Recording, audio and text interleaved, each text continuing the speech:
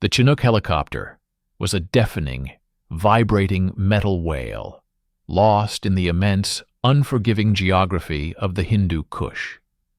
Inside, Ethan Miller clutched his customized polymer case, feeling the engines thrum through his spine. He was a cartographer of controlled physics, a prodigy from a world of sterile labs and predictable outcomes. This descent into a landscape of primordial rock and dust felt less like a mission and more like a violation of natural law. The case contained the XM-114 Silent Thunder, his creation. To the bureaucrats at Langley, it was a prototype laser-guided recoilless rifle. To Ethan, it was a scalpel designed to surgically remove the Soviet Mi-24 Hind, the Devil's Chariot, from the skies.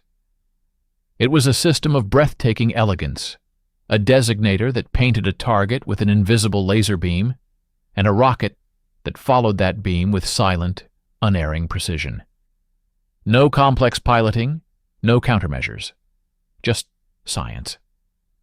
As the ramp lowered, the Afghan air hit him like a physical blow, thin, cold, and thick with the scent of dust, diesel, and dried manure. The mujahideen who emerged from the rocks were not the grateful freedom fighters of CIA briefing packets.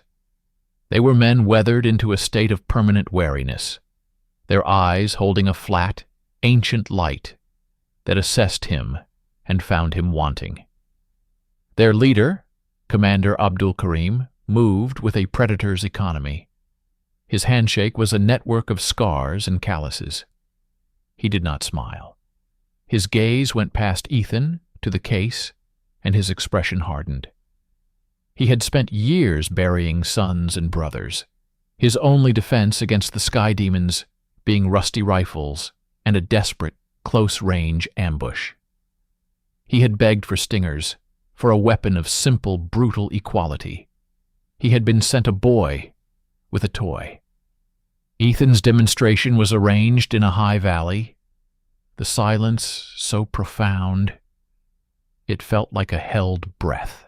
He assembled the Silent Thunder with the reverence of a high priest, explaining the procedure through an interpreter to two young fighters, Razak and Safi. Their eyes were wide, not with understanding, but with a kind of superstitious awe. The target was the rusted skeleton of a Soviet BTR armored vehicle. "Keep the crosshairs steady," Ethan instructed Razak, the spotter. "The rocket only needs the light. It will find its way." The shot was perfect. A sharp whoosh, a trail of smoke, and a heartbeat later, the BTR vanished in a fireball that echoed off the mountainsides. The young fighters erupted in joyous shouts, dancing and slapping Ethan's back. A surge of pure, unadulterated triumph flooded him. He had done it. He had brought order to this chaos. But the celebration was cut short by a sound that froze the blood of every Afghan present. A sound Ethan had only heard in training films. The deep, throbbing thump, thump, thump of rotor blades, distant but closing fast. A Mi-24 Hind, a monstrous, shark-like silhouette, crested a far ridge. It was not a drill. "Now!" Ethan yelled, his voice cracking with adrenaline. "We can take it. Razak, designate."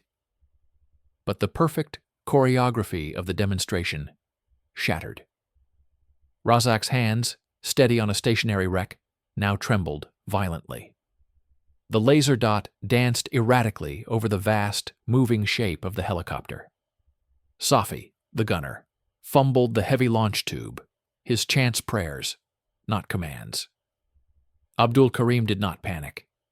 He stood immobile, his eyes tracking the Hind with a hatred so profound it was like a physical force. He watched his men's terror, watched the complex ritual of the American weapon fail under the simple, overwhelming pressure of reality.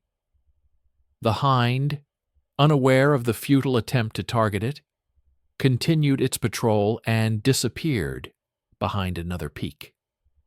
The engine noise faded, leaving a silence more terrifying than the roar. The young fighters were pale, shaking. The illusion of the ghost hunter was broken. Abdul Karim walked slowly to where Ethan stood, the triumphant grin wiped from his face, replaced by the cold sweat of failure. The old commander stopped before him. He did not look at the weapon. He looked at the sky where the demon had been.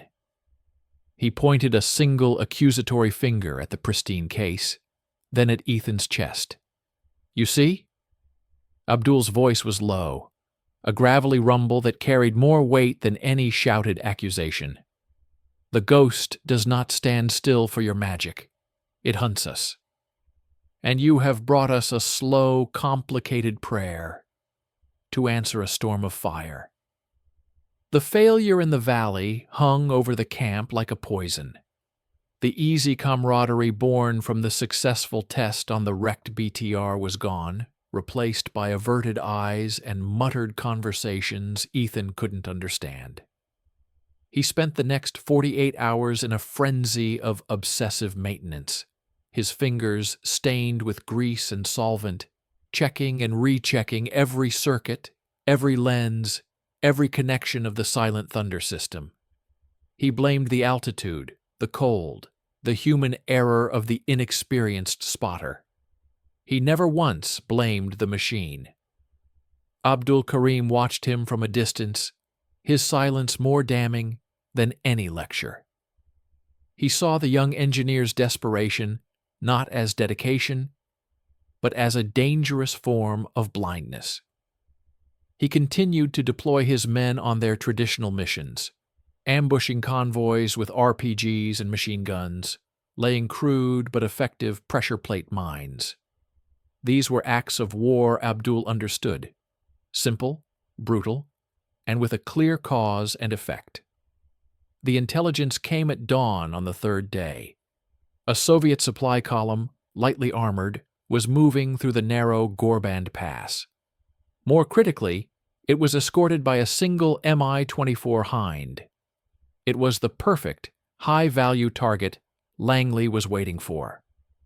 The order, relayed through the encrypted radio, was unambiguous.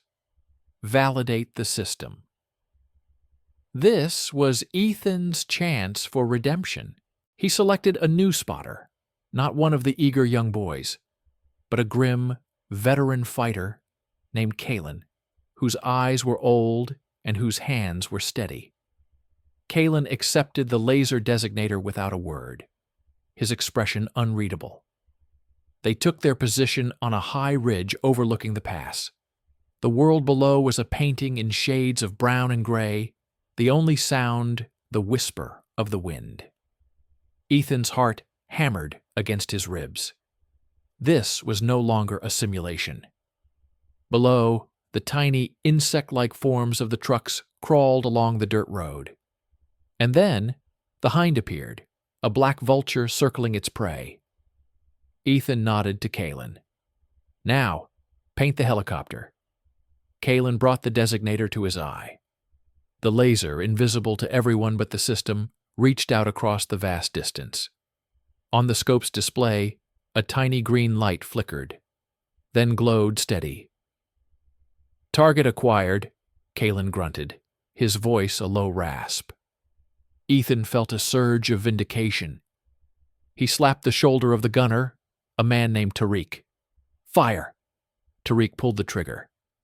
The silent thunder roared, the backblast kicking up a cloud of dust and debris. The rocket streaked out, a gray dart homing in on the laser's signal.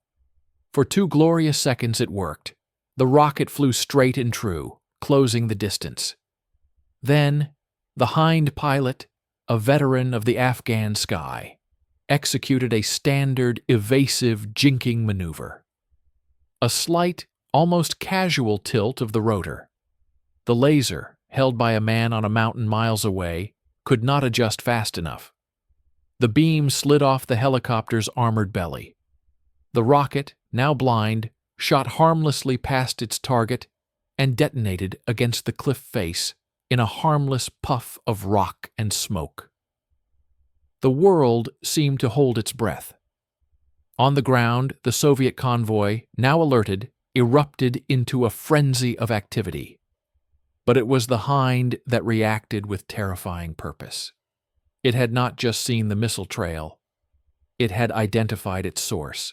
The gunship banked sharply, its nose tilting down like a predator sighting its prey. It was not running. It was attacking. The distinct, chainsaw-like ripping sound of its 12.7mm Yakbi Gatling gun tore through the mountain silence. A line of geysers of rock and dirt, moving with impossible speed, stitched across the ridge towards their position.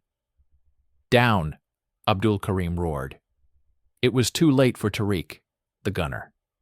The heavy-caliber rounds walked over his position, and he simply disintegrated in a red mist, the silent thunder launch tube clattering to the ground, dented and scarred. Ethan was thrown to the ground by the concussive force, his ears ringing, his face stung by rock fragments. He saw Kalen, the spotter, clutching his face, blood seeping through his fingers where his eye had been moments before. The delicate laser designator shattered beside him. The Hind completed its pass and climbed, a predator satisfied. The sound of its rotors faded, leaving behind an unnatural ringing silence broken only by Kalen's choked, guttural sobs. Ethan pushed himself up, his body trembling. He looked at the carnage, the shredded remains of Tariq, the broken, bleeding Kalan, the smoldering, useless ruin of his perfect weapon. Abdul Karim stood amidst the devastation, his face a mask of stone. He walked over to the dented launch tube, picked it up with one hand, and looked at the intricate, now useless technology. Then he looked at Ethan, his eyes holding a universe of grief and fury. He didn't shout. He didn't need to.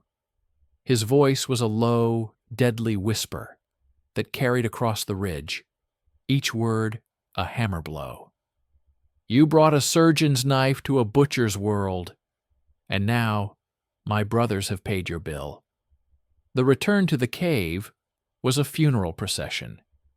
They carried the mangled remains of Tariq wrapped in a blood-soaked shroud, and supported the stumbling, half-blind Kalen, whose whimpers were the only sound against the wind. Ethan walked alone, covered in the fine, gray dust of the mountain and the darker, metallic-smelling stain of Tariq's blood. The case holding the shattered components of the silent thunder felt infinitely heavier than before, a coffin for his ambition. That night, the camp's atmosphere curdled. The muted respect for the American engineer evaporated, replaced by cold, hostile stares. Whispers followed him. The word jinx was muttered in Pashto, a language he was beginning to understand through its tones of accusation. He was an outsider who had not just failed, but whose failure had drawn death directly to them. Driven by a corrosive mix of guilt and defensive arrogance, Ethan descended into a paranoid obsession.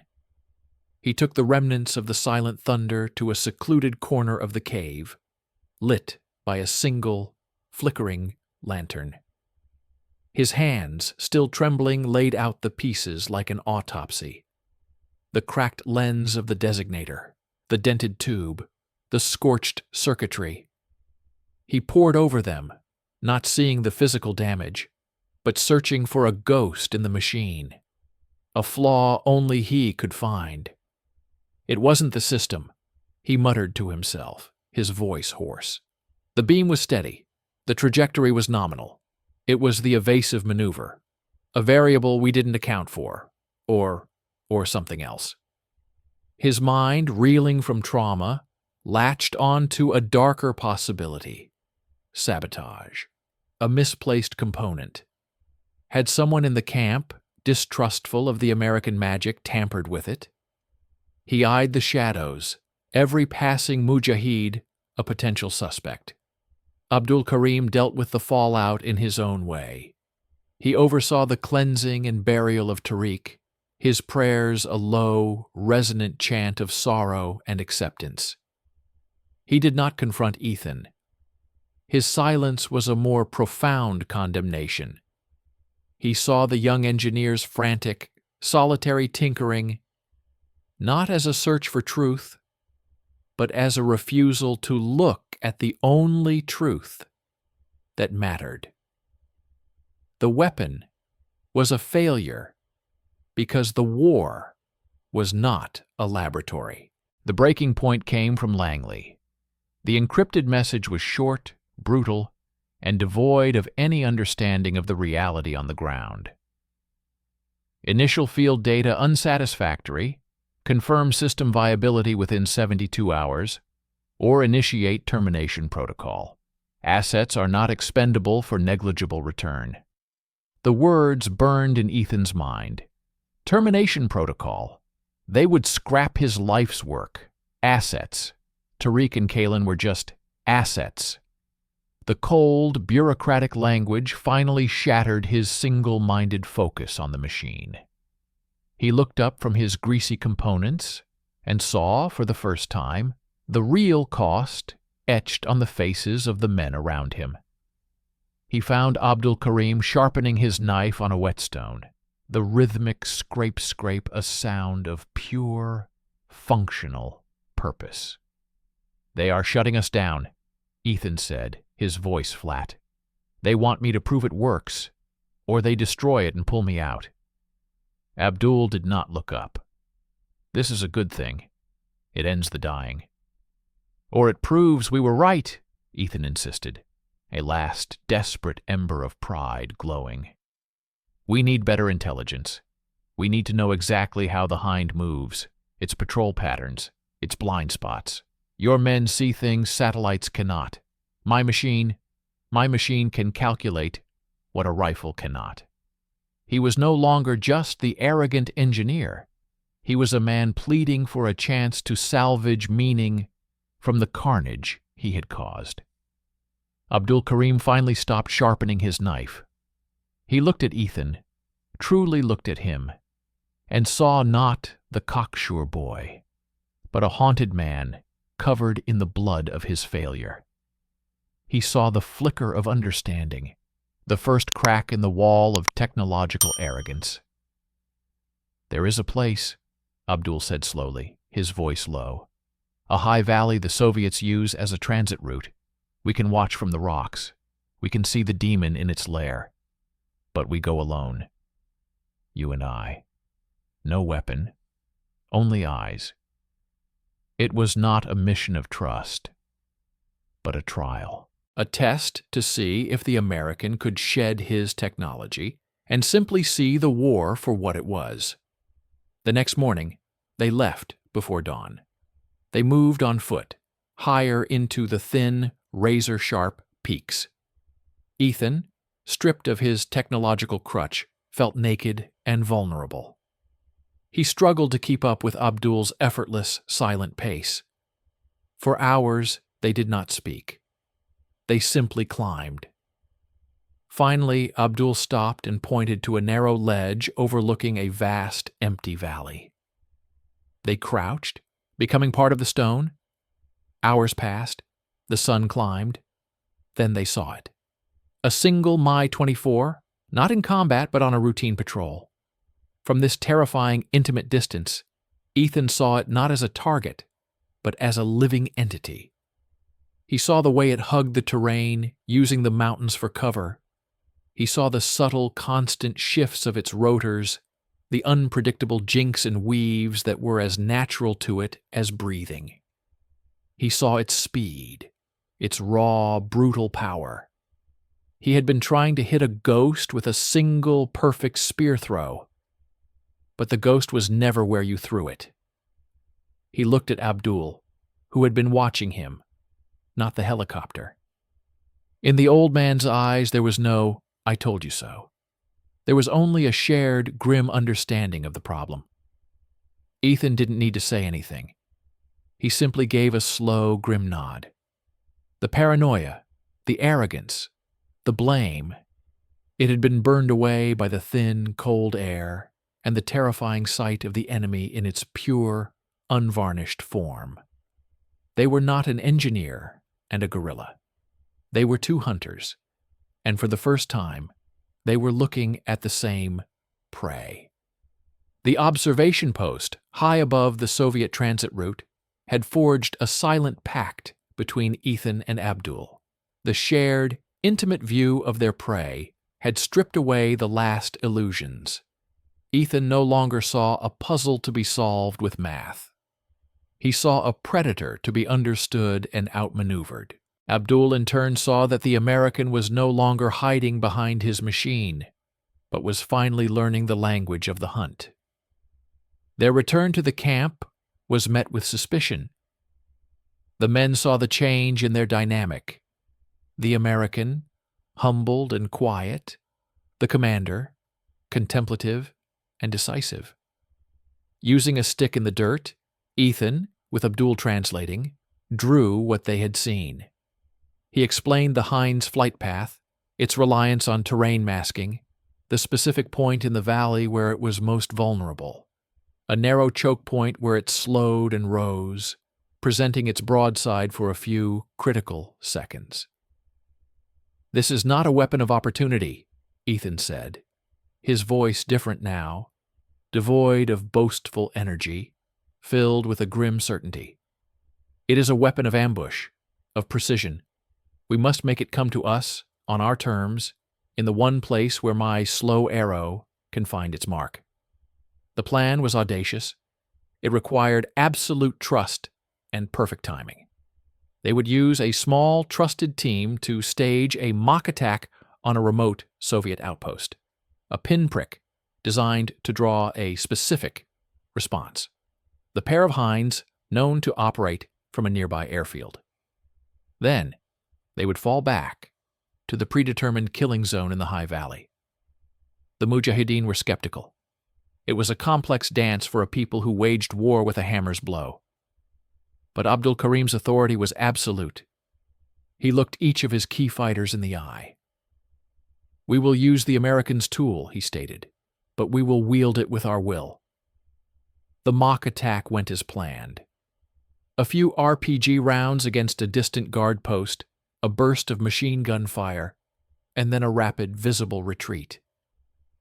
The bait was taken. Within minutes, the distinct, threatening thump of not one but two Mi-24s echoed through the mountains. The hunt was on. The main force, led by Abdul, fell back, drawing the hinds into the labyrinth of canyons.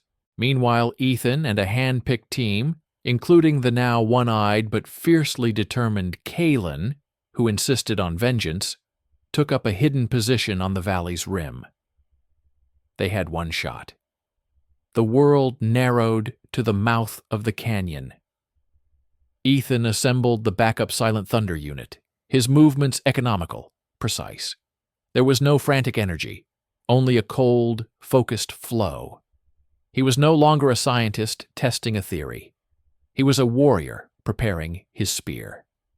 Then they appeared. The two hinds emerged from the canyon, low and fast. The lead helicopter, aggressive, banked after Abdul's retreating group.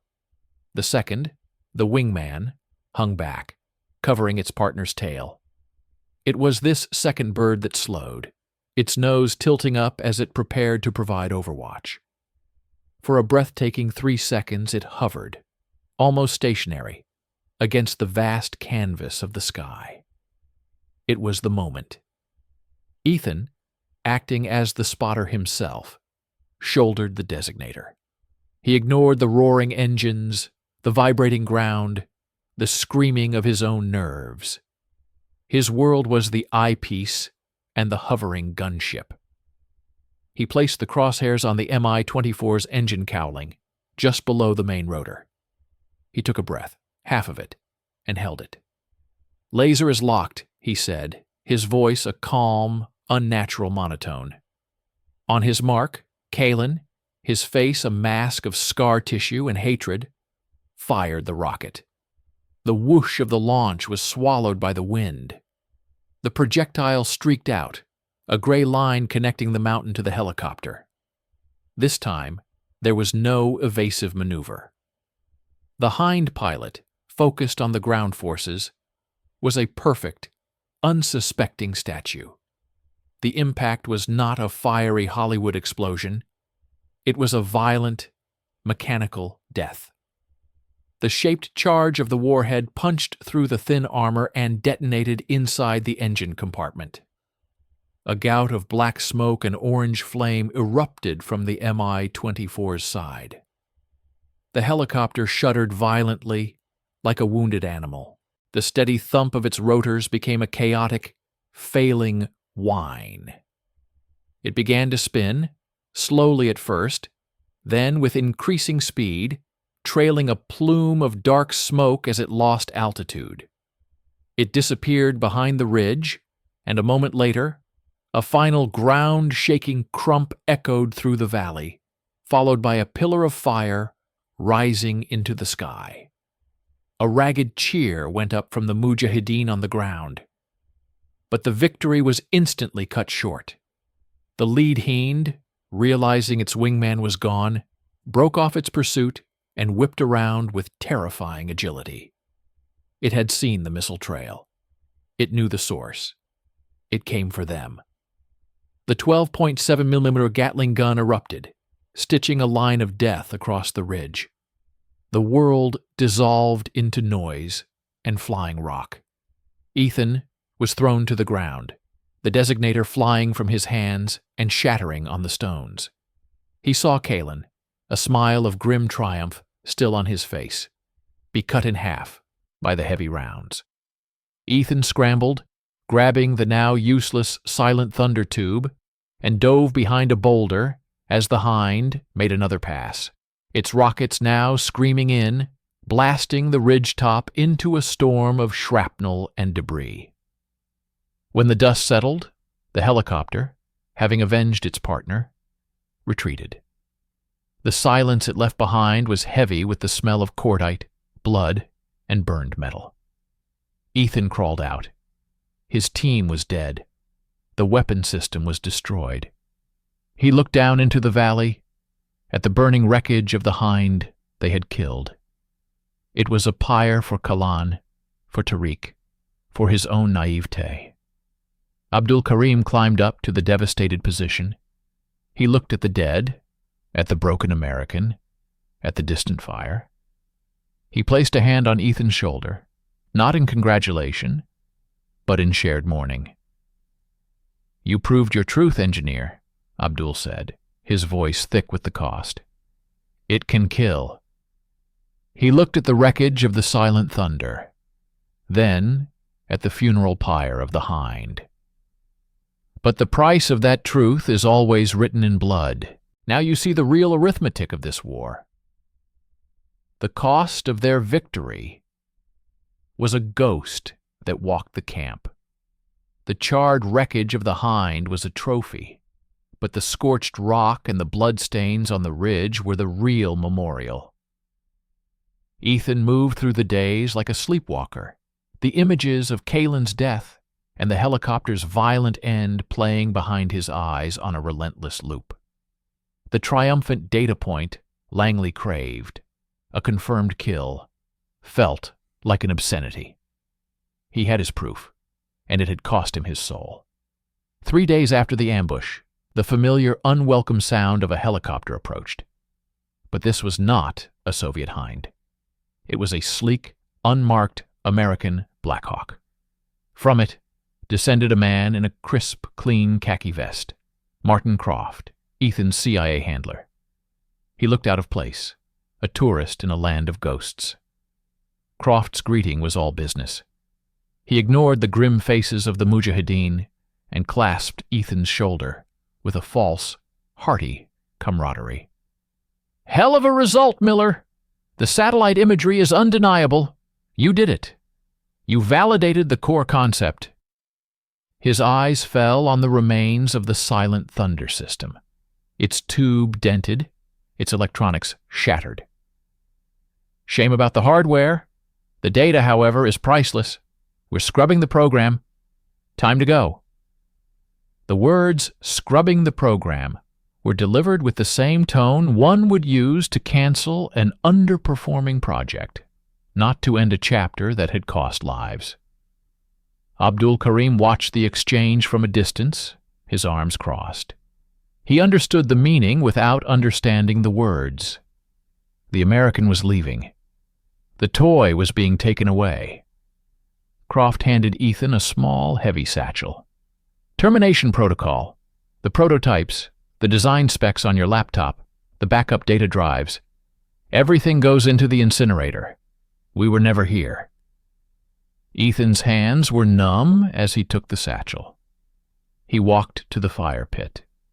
The eyes of the mujahideen upon him.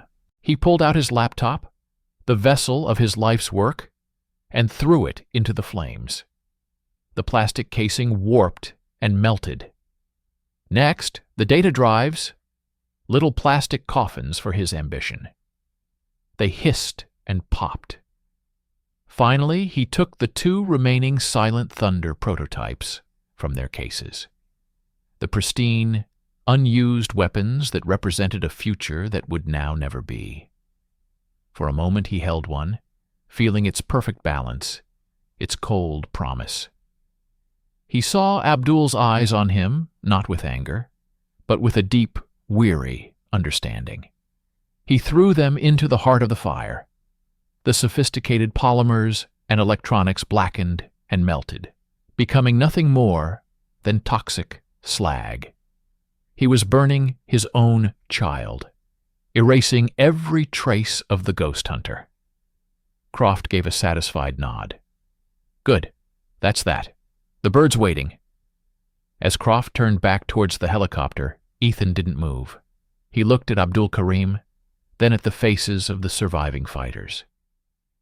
He saw Razak, the first young spotter. He saw the graves of Tariq and Kalan on the edge of the camp.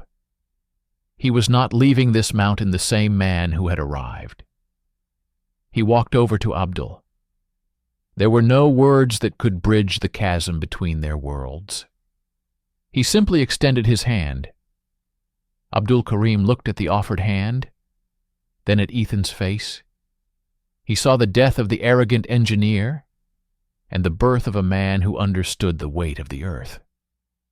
He took Ethan's hand, his grip firm and calloused. It was not a handshake between allies, but a silent acknowledgement between warriors. A farewell. Without another word, Ethan turned and walked to the Black Hawk. He did not look back as the rotors spun up, whipping the dust into a stinging cloud. As the helicopter lifted off, banking away from the camp, Ethan looked down one last time. He saw the mujahideen, already returning to their routines. And then he saw it. On a natural stone pedestal, overlooking the entire valley, Abdul Karim had mounted the warhead of an RPG-7, its conical shape pointing defiantly at the sky.